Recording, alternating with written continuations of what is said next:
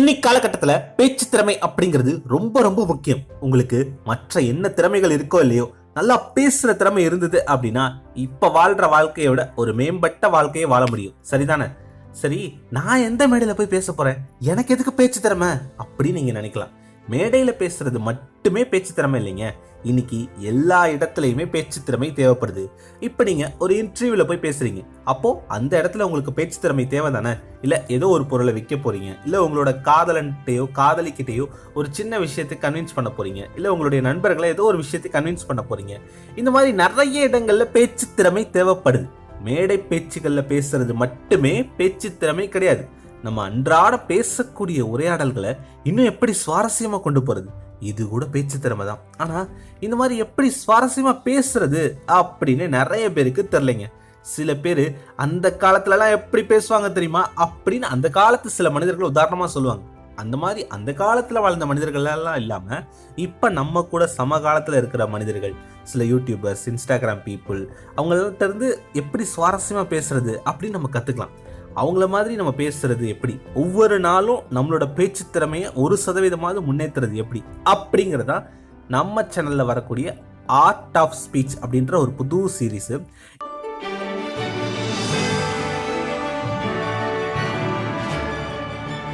எண்ணுவதெல்லாம் உயர்வு.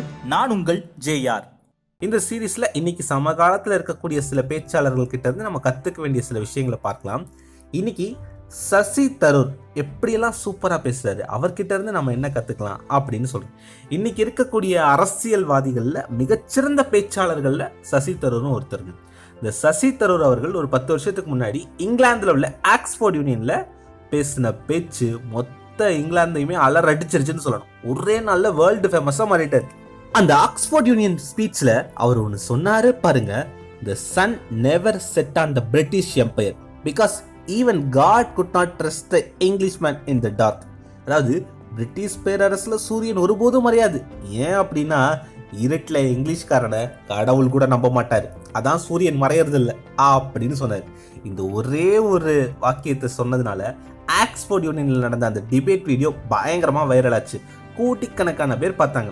அவரை மாதிரி நம்மளும் பேசணும் அப்படின்றது நிறைய பேரோட கனவா மாறிச்சு.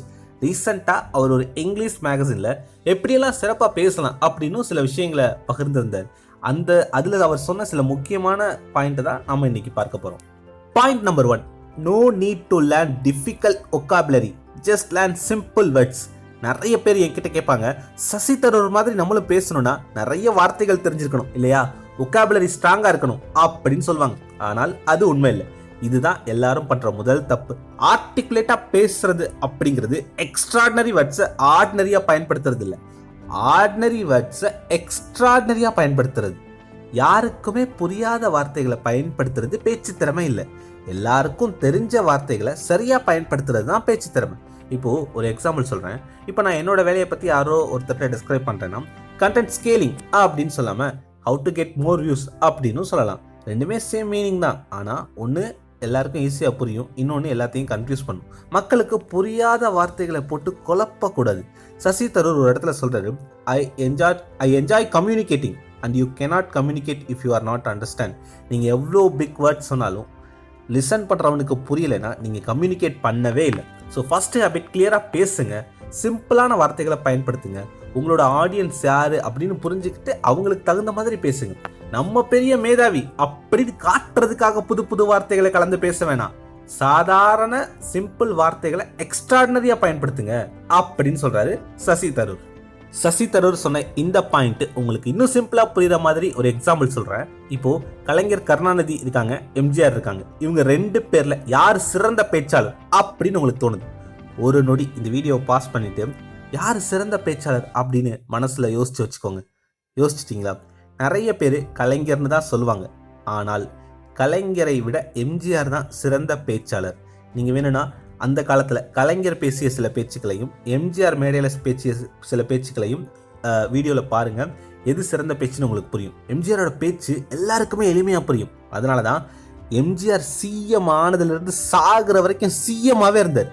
எம்ஜிஆர் உயிரோடு இருந்தபோது கலைஞரால் ஆட்சியை பிடிக்கவே முடியல. ஸோ நம்ம எவ்வளோதான் திறமையாக வார்த்தைகளை பயன்படுத்துகிறோன்றது முக்கியம் இல்லை, நம்ம சொல்கிறது எவ்வளோ சிம்பிளாக மக்களுக்கு புரியுது அப்படிங்கிறது தான் முக்கியம். புது புது வார்த்தைகள்லாம் தேவையில்லை, மக்களுக்கு புரிகிற மாதிரி சிம்பிளாக பேசணும். ரெண்டாவது point, tone matters. Use voice variation. நாம் இப்போ ஒரு இடத்துல பேசுகிறோம் அப்படின்னா எந்த இடத்துல வாய்ஸ் ஹை பிச்சில் பேசணும், எந்த இடத்துல வாய்ஸை குறைச்சி லோவாக பேசணும் அப்படின்ற அந்த டோன் மாடுலேஷன் உங்களுக்கு தெரிஞ்சிருக்கணும். இதுக்கு ஒரு சின்ன எக்ஸசைஸ் இருக்குது. நீங்கள் பேசும்போது அதை வீடியோ எடுத்து வச்சுக்கோங்க. இல்லை நீங்கள் வந்துட்டு யாரையாவது கேள்வி கேட்க சொல்லுங்கள், அந்த கேள்விக்கு எப்படி பதில் சொல்கிறீங்க அப்படின்றத ஃபோனில் ரெக்கார்ட் பண்ணுங்கள். அந்த வீடியோவை திரும்ப பாருங்கள். இந்த டோனில் தான் நம்ம பேசணுமா, இல்லை இதை விட பெட்டரான டோனில் நம்மளால் பேச முடியுமா அப்படின்னு அந்த வீடியோவை திரும்ப திரும்ப பார்க்கும்போது உங்களுக்கே புரிய ஆரம்பிச்சிடும். அடுத்தது பாயிண்ட்டு, கான்ஃபிடென்ஸ் இன் பாடி லாங்குவேஜ். பேச்சுக்கு உடல் மொழி ரொம்ப ரொம்ப முக்கியம். எவ்வளோ கான்ஃபிடென்ட்டாக அந்த விஷயத்த பேசுகிறீங்க அப்படின்றது உங்களுடைய உடல் மொழியிலிருந்து கண்டுபிடிக்க முடியும். அழகாக இருக்கணும், அதாவது பார்க்க நம்ம அழகாக இருக்கணும், நல்லா ட்ரெஸ் பண்ணியிருக்கணும் அப்படின்றதெல்லாம் கூட முக்கியம் இல்லை. நம்மளோட பாடி லாங்குவேஜ் கரெக்டாக இருக்கணும். பேசும்போது நிமிர்ந்து பேசணும், உட்கார்ந்து இருக்கும்போது கூட நிமிர்ந்து உட்கார்ந்து பேசணும். உங்களோட பேச்சு திறமை இம்ப்ரூவ் பண்ணணும்னு நினச்சா முதல்ல உங்களோட பாடி லாங்குவேஜ் இம்ப்ரூவ் பண்ணுங்கன்னு சொல்றாரு சசி தரூர். நாலாவது பாயிண்ட், பாஸ் பிட்வீன் ஐடியாஸ். ஒரு இம்பார்ட்டன்டான பாயிண்ட்டை சொல்லும்போது ஸ்லோவா சொல்லுங்க, ஒரு இடத்துல அப்படியே பேச்சை நிப்பாட்டுங்க. அந்த மாதிரி டிராமட்டிக்கான பாஸ் கொடுங்க, அது லிசனரை உங்களோட கனெக்ட் பண்ணும். மேடையில் நிறைய பேச்சாளர்கள் இதை பயன்படுத்தி இருக்கிறத நீங்களே கவனிச்சிருப்பீங்க. முக்கியமான இடத்துல பேசிட்டு இருக்கும்போது ஒரு பாஸ் கொடுப்பாங்க, ஒரு அமைதி நிலவும். அந்த அமைதி நீங்கள் ஏதோ ரொம்ப முக்கியமான ஒன்று சொல்ல போறீங்க அப்படின்ற ஆர்வத்தை அவங்களுக்கு தூண்டும். அஞ்சாவது பாயிண்ட், யூஸ் அலிட்ரேஷன். இப்போ நான் ஒரு ப்ராடக்ட் நேம் சொல்கிறேன் பாருங்க. KitKat, TikTok, Coca Cola. ஏன் இந்த நேம் எல்லாம் மனசில் நிற்கிதுன்னு தெரியுமா? அலிட்ரேஷன். சேம் சவுண்டில் ஆரம்பிக்கிற வார்த்தைகள் ஏரில் வந்து ஒரு நம்ம காதுகளில் ஒரு பேட்டர்ன் உருவாக்குது. அது நம்ம மெமரியில் வந்துட்டு ஈஸியாக ஏதோ பதிய வைக்குது. சசி தரூர் இதை பேச்சில் பயன்படுத்தணும் அப்படின்னு சொல்கிறார். அவர் வந்து பிரிட்டிஷ் காலனி ஆதிக்கத்தை பற்றி பேசும்போது ஃபர்கிவ் அண்ட் ஃபர்கெட் அப்படின்னு சொன்னார். அந்த எஃப் சவுண்டில் ஒரு ரித்தம் இருக்குது. Let them forgive but let them not forget. அவங்கள மன்னிச்சிடுங்க ஆனால் மறக்காதீங்க அப்படின்ற அந்த வாக்கியம் கேட்கும்போது உங்களுக்கே ஒரு இம்பேக்ட் உருவாக்குது இல்லையா? இந்த மாதிரி அப்பப்போ அடுக்கு தொடரில், ரெட்டை கிளவியில் ஒரே மாதிரி சவுண்டில் இருக்கக்கூடிய வார்த்தைகளை உங்களோட பேச்சில் பயன்படுத்தும் போது உங்களோட பேச்சு இன்னும் சுவாரஸ்யமாக இருக்கும்னு சொல்கிறாரு சசி தரூர். ஆறாவது பாயிண்ட்டு, ஃபேக்ட் ப்ளஸ் எமோஷன். இது ரொம்ப ரொம்ப ஒரு முக்கியமான பாயிண்ட்டுங்க. நிறைய பேர் ஆர்கியூ பண்ணும்போது டேட்டா பாயிண்ட்ஸ் மட்டும் சொல்லுவாங்க, ஸ்டாட்டிஸ்டிக்ஸு, நம்பர்ஸு அப்படின்னு சூப்பராக டேட்டா பாயிண்ட்ஸ்லாம் சொல்லுவாங்க. ஆனால் இது எல்லாமே அவங்களோட ஹார்ட்டை டச் பண்ணாது. இதெல்லாம் அவங்களோட பிரெயினை டச் பண்ணலாம், கன்வின்ஸ் பண்ணலாம், ஆனால் அவங்களோட ஹார்ட்டை டச் பண்ணாது. அப்போது இதுக்கு என்ன பண்ணணும் அப்படின்னா, முதல்ல இந்த டேட்டா பாயிண்ட்ஸை சொல்லிட்டு அவங்க ஹார்ட்டை டச் பண்ணுற மாதிரி ஏதாவது எமோஷ்னலாக சொல்லணும் அப்படின்னு சொல்கிறாரு. சசி தரூர் என்ன பண்ணார் அப்படின்னா, India's share the world economy when Britain arrived was 23%. By the time they left, it was below 4%. அதாவது பிரிட்டன்காரன் இந்தியாவுக்குள்ள நுழைஞ்ச போது உலக பொருளாதாரத்தில் இந்தியாவோட பங்கு 23% இருந்துச்சு.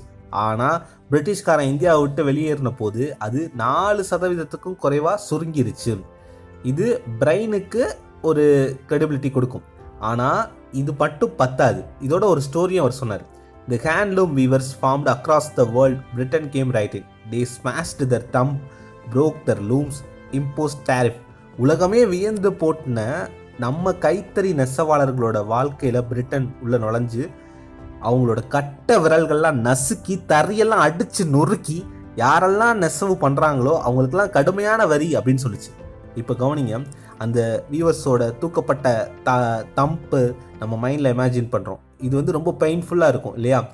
இந்த மாதிரி தான் ஏதாவது ஒரு பெயின்ஃபுல் ஸ்டோரியோட அந்த டேட்டா பாயிண்ட்ஸை கனெக்ட் பண்ணணும் அப்படின்னு சொல்கிறது. அதனால் நம்மளோட பேச்சில் வெறும் டேட்டா பாயிண்ட்ஸ், நம்பர்ஸ் மட்டும் பத்தாது. அதோட முக்கியம், அதோட கனெக்ட் ஆகிற மாதிரி எமோஷன் ஸ்டோரியும் இருக்கணும். சரி, இது வரைக்கும் நான் சொன்ன பாயிண்ட் எல்லாம் திரும்ப ஒருக்க சம்மரைஸ் பண்ணி சொல்றேன். First point, use simple words. எல்லாருக்கும் புரியுற மாதிரி சிம்பிள் வார்த்தைகளை பயன்படுத்துங்க, பெரிய அளவில் ஒகாபுலரி அவசியம் இல்லை. ரெண்டாவது point, tone is matter, voice variation. ஏற்ற இறக்கங்களோட பேச கற்றுக்கோங்க. மூணாவது point, confidence in body language. உங்களுடைய உடல் மொழி ரொம்ப முக்கியம். அது நீங்கள் உட்கார்ந்துட்டு பேசினாலும் சரி, நின்றுட்டு பேசினாலும் சரி, உங்களோட உடல் மொழி கம்பீரமாக இருக்கணும். நாலாவது பாயிண்ட், பாஸ் பிட்வீன் ஐடியாஸ். முக்கியமான சில வார்த்தைகளை பேச போகிறதுக்கு முன்னாடி அந்த இடத்துல ஒரு பாஸ் விடுங்க. அஞ்சாவது பாயிண்ட், யூஸ் அலிட்ரேஷன். உங்களோட பேச்சில் ஒரே மாதிரி சவுண்டில் வரக்கூடிய ரெட்டை கிளவிகளை அடுத்த தடவை பயன்படுத்துங்க. மக்கள் உங்களை ரொம்ப நாள் ஞாபகம் வச்சுக்கோங்க. ஆறாவது பாயிண்ட், ஃபேக்ட் ப்ளஸ் எமோஷன். வெறும் டேட்டா பாயிண்ட்ஸ் மட்டும் பத்தாது, அதோட உணர்ச்சிகளையும் மக்களுக்கு கடத்தணும். இந்த ஹேபிட்ஸ் எல்லாம் ஒரே நாளில் நம்மளுக்கு வந்துடாது. ஆனால் டெய்லி ப்ராக்டிஸ் பண்ண நேற்று இருந்ததை விட நம்மளோட ஸ்பீச் வந்து இன்றைக்கி இம்ப்ரூவ் ஆகிருக்கும். சசி தரூர் சொல்கிறாரு, நான் ஒரே நாளில் எப்படி மாறலை, years of reading, years of thinking, years of speaking அப்படின்னு சொல்கிறாரு. நீங்களும் ஆகலாம். ஸ்டார்ட் பண்ணுறது மட்டும்தான் நம்ம கையில் இருக்குது. நேற்று இருந்ததை விட இன்றைக்கி கொஞ்சம் பெட்டராக பேசினா அதுவே நமக்கு இம்ப்ரூவ்மெண்ட் தான். இந்த வீடியோவில் சசி தரூர் இங்கிலாந்தில் போய் பேசின அந்த ஸ்பீச்சு, அது போக அவர் இன்ட்ரெஸ்டிங்காக பல இடங்களில் பேசின சில ஸ்பீச் எல்லாம் வந்துட்டு லிங்க்கை, அந்த யூடியூப் லிங்க்லாம் கொடுத்துருக்கேன். அந்த வீடியோலாம் பாருங்கள், இன்ட்ரெஸ்டிங்காக இருக்கும். இந்த மாதிரி உங்களோட பேச்சு திறமையை வளர்த்துக்க சசி தரூர் மட்டும் இல்லாமல் நம்மளோட தமிழ் ஆட்கள் வேறு யாரை ஃபாலோ பண்ணலாம். அவங்களோட எந்த ஸ்பீச்சை நம்ம தொடர்ந்து கேட்குறனால நம்மளோட பேச்சு திறமை இம்ப்ரூவ் ஆகும். இந்த மாதிரி இன்னும் சில இன்ட்ரெஸ்டிங்கான விஷயங்களை நான் நம்மளோட ஜாயின் மெம்பர்ஸ்க்கும் வீடியோவில் சொல்லியிருக்கேன். நீங்களும் நம்மளோட சேனலோட மெம்பராக மாறுங்க. நம்ம சேனலோட சப்ஸ்கிரைப் பட்டனுக்கு பக்கத்தில் ஜாயின் பட்டன் ஒரு ஆப்ஷன் இருக்குது. அதை கிளிக் பண்ணி மெம்பர் ஆகிட்டிங்கன்னா அந்த வீடியோஸை பார்க்கலாம். எந்த மாதிரி தமிழ் பேச்சாளர்களை நம்ம ஃபாலோ பண்ணலாம், அவங்களோட எந்த பேச்சுக்களை தொடர்ந்து கேட்கலாம், நேற்று நம்ம பேசுகிறத விட இன்னைக்கு கொஞ்சம் எப்படி நம்ம இம்ப்ரூவ் பண்ணிக்கிறது, அந்த மாதிரி சில பாயிண்ட்ஸ் எல்லாம் அதுலேயே இருக்குது. ஸோ வாய்ப்பு இருந்தால் நம்மளோட மெம்பராக மாறுங்க. ட்ரீம் பிக் அச்சீவ் பிக், என்பதெல்லாம் உயரும்.